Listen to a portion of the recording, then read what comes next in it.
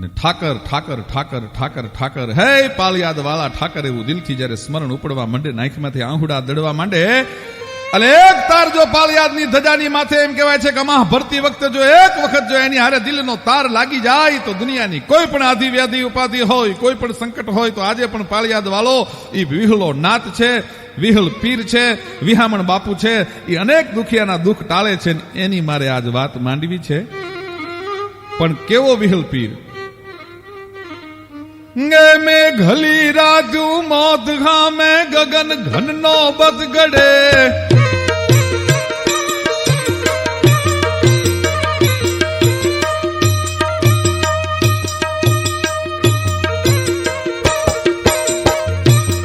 મેં ઘલી રાજુ મોત ખામે ગગન ઘનનો બદગડે, હસન સે સાગર લોટ હડગડ નાવડું જોલે ચડે.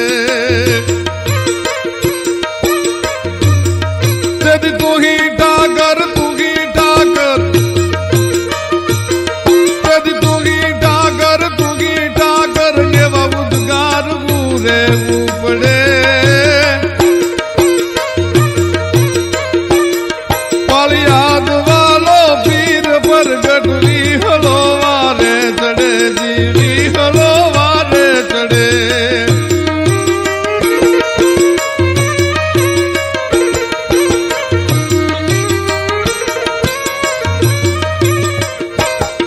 ઘેરી સમસ્યા હોય ઘટમન વ્યાધિઓ નાવી મળે, આદિ ઉપાધિ જંગે જંગમાં વિપત દળ વરહી પડે.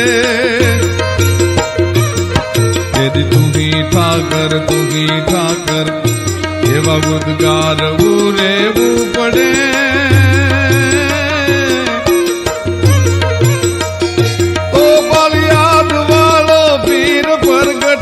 હલો વારે ચડે, જીવી હલો વારે ચડે.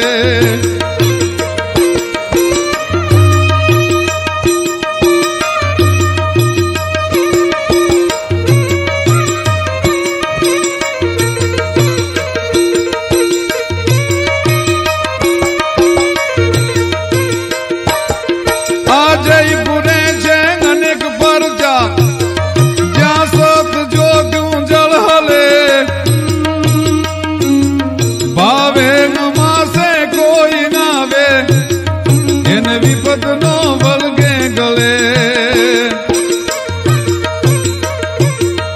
આશરો તારો એક ઠાકર, એવા દિલથી આંસુ દડે. પાળિયાદ વાળો પીર પ્રગટ વિહલો વારે ચડે, જીવી હલો વારે ચડે, જીવી હલો વારે ચડે. તેરી તું ही ઠાકર એવા ઉદ્ગાર ગોરે ગુપડે, તો પાળિયાદ વાળો પીર પ્રગટ વિહલો વારે ચડે. હો અરે આજે પૂરે છે અનેક પરચા, જ્યાં સત જોતું જળહળે, સતના દીવડા જ્યાં સતની જોતું જળે છે, એવા પાળિયાદની, પીરાણાની, વિહલા નાથની વાત કરવી છે. પાચાલની ધરતીમાં કંકુ વરણની ભૂમિકા, જેની ધરતી લાંપડી યાદ, અરે સર ભર્યો સારસ લવે એવો ભોંય દેવકો પાંચાળ, આછા પાણી વીરડે અને જેની ધરતી લાંપડી યાળ, એવી પાંચાલની ધરતી. ચંદનગીરીના ડુંગરામાં પંખીના માળા જેવું નાનું એવું ગામ, ગામનું નામ છે ધ્રુફણિયા. વિહામણ બાપુનો જન્મ ક્યાંથી થયો, શું કામ થયો, એમના બાપનું નામ શું, અને કઈ રીતે રણુજાનો રામદેવ છે અવતાર લઈ અને પાળિયાદની ધરતીમાં પધારે, એની હું આપને આ વાત કરું છું. એ ધ્રુફણિયામાં પાતામન નામના એક કાઠી દરબાર, આધેડ ઉંમર, ગાયો ચારવાના જેને વ્રત લીધા છે, કાઠીનો દીકરો છે, સૂરજ નારાયણનું સ્મરણ કરે, શેષ નારાયણનું સ્મરણ કરે.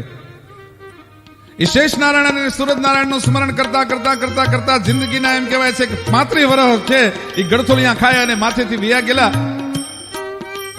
અને ચંદનગીરીના ડુંગરાની માથે આવીને એક સાધુએ આસન જમાવ્યા છે, એક જોગંદરે આસન જમાવ્યા છે. પણ પંડ કંચન લટ પિંગલી જેને હલકે ખપર હાથ આ તો અતર ખંડથી ગુતીરો જાણે કોઈ ભવ કાટણ ભવનાથ નવનાથ માયલો એકાદો નાથ આવી અને આસન વાલી અને ચંદનગીરીના ડુંગરાની માથે બેહી ગયો હોય એમ તપ તપે છે 84 માઇલો કોઈ એક સિદ્ધ આવીને બેહી ગયો હોય એમ તપ તપે છે. અને પાતા મનને એક નિયમ છે કે પોતાની કાવેરી નામની ગાયને હાંજે ધોઈ અને એનો પહેલો દૂધનો લોટો છે ઈ જઈ અને બાપુના ચરણમાં ફેરી દેવાનો. સંત બીજો કોઈ આહાર લેતા નથી, સંત બીજા કોઈનું દૂધ પણ પીતા નથી, પણ પાતો મન જે દૂધ દેવા માટે જાય દૂધનો એમ કહેવાય છે કે લોટો દિવસમાં એક વાર ઈ સાંજે પાતો મન કાવેરી ગાયને ધોઈ અને એનું દૂધ લઈ અને જઈને બાપુને પહોંચાડે. બે મૌન છે, કોઈ સત્સંગ નથી થતો, કોઈ ચર્ચા નથી થતી, પણ અઘોરીના ઈ સંતના જે તપ છે ઈ તપ એની આંખની માલપા દેખાય છે અને પાતા મનનું જે સમર્પણ છે, પાતા મનનો જે ભાવ છે આંખમાં દેખાય.